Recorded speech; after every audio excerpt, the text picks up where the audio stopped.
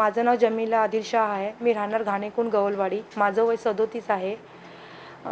तर मला हेच सांगायचं आहे की जे माझ्यासोबत झालं आहे ते मला तुमच्यापर्यंत पोचवायचं आहे. तर माझा मुलगा तारिक शाह, त्याचं वय आहे 17. त्याचा मित्र मेहुल सावंत, त्याचं वय आहे 19. तर ही 2 मुलं एक खास मित्र आहेत. आणि मी जेव्हा ही घटना घडली, मला ह्याची काही कल्पना नव्हती. तर मी तुम्हाला सविस्तर सगळं सांगते की काय झालं आहे माझ्यासोबत आणि कसं घडलं आहे. तर असं झालं आहे की ज्या दिवशी 5/12/2024 रोजी रात्रीची वेळ होती. कमी 10 सव्वा 10 वाजले होते.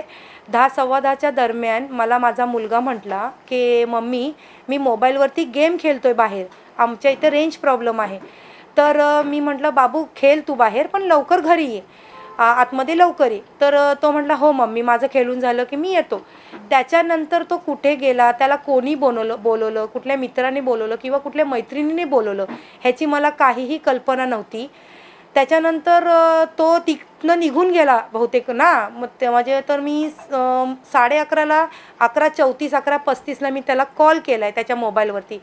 त्याच्या मोबाईलवर कॉल केल्यानंतर मला समोरून डायरेक्ट शिव्या गाली करण्यात आल्या की असं, म्हणजे भरपूर अशील शिव्या त्यांनी मला भरपूर दिल्या आहेत की एवढ्या घाण शिव्या दिल्यात की त्यांचं हे चुकलं आहे. त्यांनी मला सांगायला होतं की तुमचा मुलगा आमच्याकडे आहे, की त्यांनी अशी चुकी केलं नाही. त्यांनी मला सांगायला होतं किंवा त्यांनी स्वतःहून मला कॉल केलं पाहिजे होतं की तुमचा मुलगा अमुक अमुक ठिकाणी आला आहे, तर तुम्हाला त्याची कल्पना आहे का. तर मला त्यांनी हे न सांगता त्यांनी मला डायरेक्ट शिवीगाली केली आहे. मग मी फोन कट केलं. मला वाटलं की माझी जी फोन लावलं आहे ते माझं रॉंग साईडला कुठं गेलं असेल असं मला वाटलं. म्हणून मी पुन्हा कॉल केले त्या माझ्या पोरग्याच्या मोबाईलवरती. त्या माझ्या पोरग्याच्या मोबाईलवरती कॉल केल्यानंतर पुन्हा मी म्हटलं लावून बघते. लावल्यानंतर पुन्हा त्या माणसाने समोरच्यानी एवढ्या घाणघाण शिव्या दिल्या.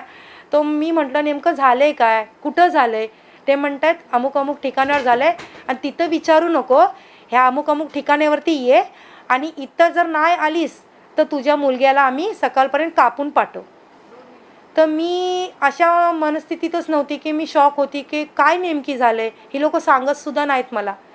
तर मी माझ्या मिस्टरांना सांगितलं की असं असं झालं आहे. तर ते मला बोलत तू कुठं पाठवलीस त्याला, कसा गेला बाहेर. मी म्हटलं मला आईची शपथ काही कल्पना नव्हती.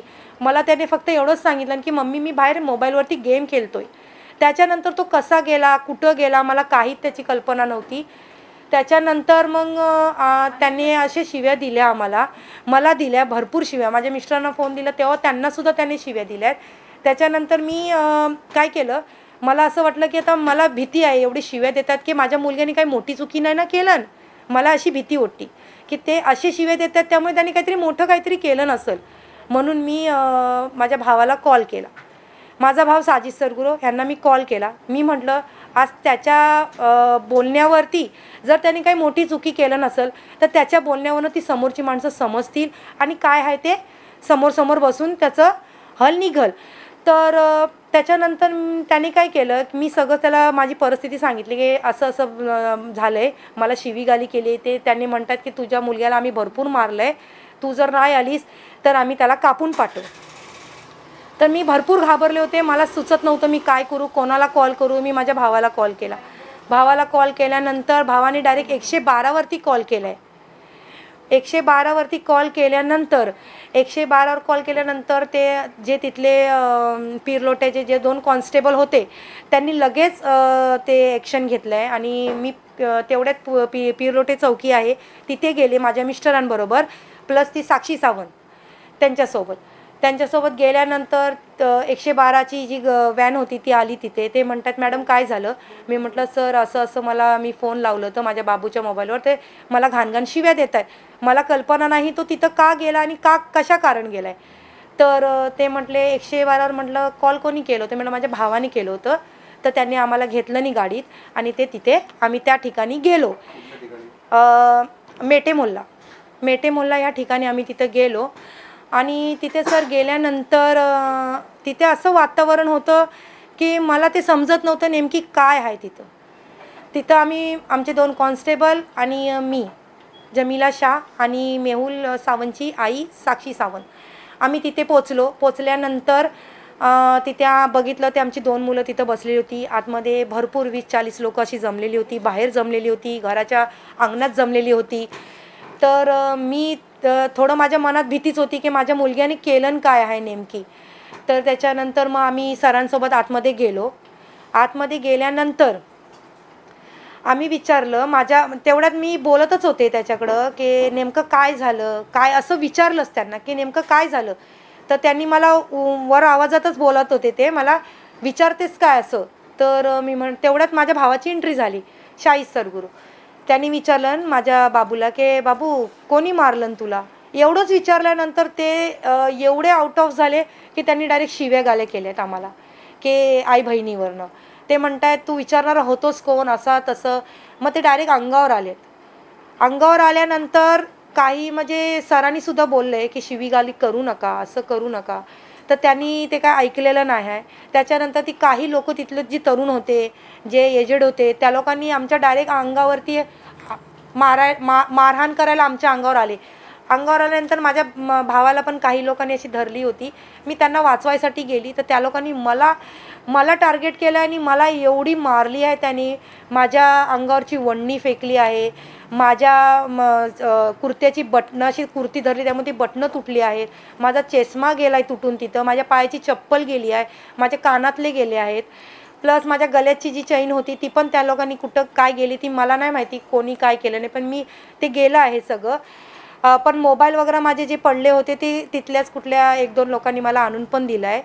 आणि मारल्यानंतर एवढं मारलं आहे मला की माझ्या चेस्टवर मारलं आहे. माझी त्या लोकांनी तुम्हाला सांगाय पण मला लाज वाटते की माझी त्यांनी पॅन्टसुद्धा ओढली आहे आणि माझी कुर्ती फाडली आहे, माझ्या अंगावरची वणणी त्यांनी फेकली. परत माझं इथं ह्या साईडला धरून माझं पूर्ण असं ओढलेलं, माझ्या चेस्टला फाईट मारलं आहे, माझ्या बॅक साईडला फाईट मारलं आहे, माझ्या पायालासुद्धा काय लागलं तिथून ब्लडसुद्धा येत होतं.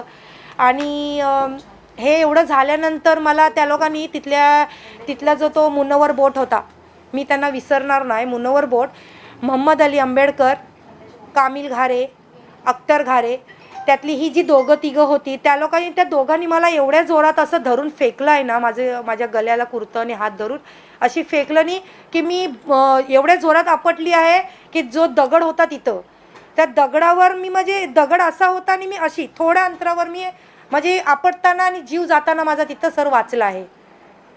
त्याच्यानंतर मी मग तिथून पुन्हा उठून मी पुन्हा त्या लोकांना मी फेस केले पुन्हा त्या अवस्थेत. पण मला काय मी तेवढी म्हणजे माझ्यात हिंमत नव्हती त्यांना फेस करणं. माझी अवस्था मलाच माहिती माझ्यासोबत काय घडलं आहे. आणि मग त्याच्यातून आम्हाला वाचवून आमच्या सरांनी आम्हाला येऊन व्हॅनला बसवलं आहे, मला आणि माझ्या भावाला. बसवल्यानंतर तिथल्या काही लोकांनी त्याच्यामध्ये अशी काही लोक आहेत की व्हॅनमध्ये पण त्यांनी माझ्यावरती हमला केला आहे. इथून हात घातला आहे, तिकडनं हात घातला आहे. तर मी एवढी घाबरली होती की मग ते मला म्हणजे भिवून मला आहे ना डोर बंद करायला लागले, लॉक करायला लागले. तर थोड्या वेळाने सरांचं इकडं लक्ष गेल्यानंतर ते पण एवढी म्हणजे 70ची 100 लोकं झाली, 100पेक्षा पण जास्त झाली असतील.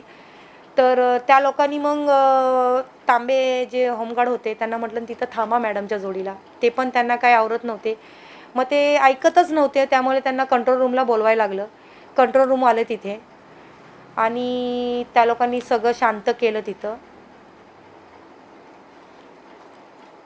एकच बोलणं आहे, जेवढ्या लोकांनी माझ्यावरती गुन्हा केला आहे किंवा विनयभंग केला आहे माझा, तर मी त्या लोकांची नावं तिथं सांगितली होती खेड पोलीस स्टेशनमध्ये.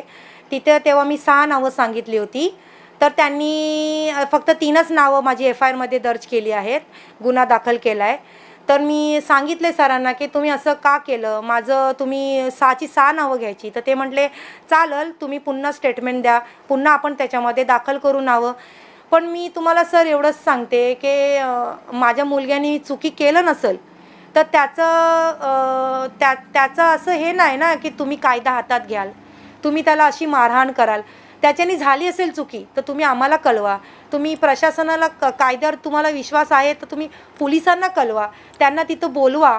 त्याच्यानंतर तुम्ही त्यांना एवढी मारहाण केलं आहे सर, त्या लोकांनी एवढी मारहाण केलेली आहे माझ्या मुलग्याला की त्याचा जीवसुद्धा गेला असता. 5/12/2024ला माझ्या मुलाला आणि मला मारहाण झाली आहे. तर माझं खेड पोलीस स्टेशनमध्ये ही गुन्हा दाखल 6/12/2024ला झाली आहे. तर माझं हेच खेड पोलीस स्टेशन अधिकाऱ्यांशी विनंती आहे की अजून तुम्ही लोक म्हणजे अटक जे गुन्हा मी जी नावं दिली आहेत तुम्हाला त्यांच्यावर अजून गुन्हा दाखल का नाही झाला आहे, किंवा तुम्ही त्यांना अजून बाहेर कशी सोडली आहेत. त्यांनी माझ्यावरती एवढा विनयभंग केला आहे. तर माझी फक्त एवढीच विनंती आहे की तुम्ही त्यांना लवकर पकडून त्यांना जी कायदेशीर सजा असेल ती त्यांना द्यावी, ही माझी विनंती. आता तुम्ही ह्यांचं तर ऐकलत आहात की सगळं जी सुरुवात झाली आहे अजून तक ती कुठून झाली आहे. सगळ्यात पहिला जो स्टेप होता तो खेडमधून झाला आहे. हे का झालं ह्याचा तपास पोलिसांनी केला का. दुसरी गोष्ट सर अशी की जी कारवाई झाली तर झाली, पण त्याच्यावर ॲक्शन घेतलं आहे का. आज 6 दिवस झाले, आपल्या इकडे 6 दिवसामध्ये अजून न्याय भेटला नाही. का नाही भेटला ह्याचा तपास पोलिसांनी केला. जसं चिपळूण पोलीस आपले तपासाला लागले आहेत तसे खेडचे पोलीस लागले आहेत का सर. हा सगळ्यात मोठा प्रश्न येतो इथे. दुसरा असा की अजून ती खुलेआम फिरतायत. नाही आम्हाला असं ऐकण्यात आलं की त्यांच्यावर कुठलं वॉरंट निघालं आहे. मग असं काय, ह्याचं मतलब काय आहे की पोलीस एकाएकडशीच कारवाई करतायत का, या पोलीस त्या केसला पुढे न्यायची कोशिश करत नाही आहेत. कारण की आज अगर आपण चिपळूणचं प्रकरण बघितला तर चिपळूणमध्ये पोलिसांचा जो चालू आहे प्रकरण ते आपल्या एकाएकडशी करतायत. दुसऱ्या इकडचं प्रकरण आम्हाला खेडचं काही दिसत नाही आहे. प्लस अजून एक सर त्याच्या मुद्द्यामध्ये असं आहे की जी खेडमधून हे जी लोक इथं आली होती त्याच्यामध्ये काही लोकांची अशी नावं आतमध्ये फसली आहेत की ती लोक त्याच्यामध्ये होतीच नाही. त्याच्यामध्ये कुठली गावाची लग्नाला आलेली पण मुलं होती. सर ती नावं कोणी दिली, ती नावं कशी आली, ह्याचा पोलिसांनी तपास केला पाहिजे. का केला पाहिजे, कारण की सर जी गुन्हेगारच नाही आहेत त्यांची नावं देणारा कोण, सगळ्यात मोठा पहिले हा क्वेश्चन आला. कारण की खेडची लोक तर त्या लोकांना ओळखत नसतील, आणि अगर खेडची लोक ओळखत नाही मग ह्यांच्यासोबत कोण आहे ज्यांनी ही सगळी नावं दिले.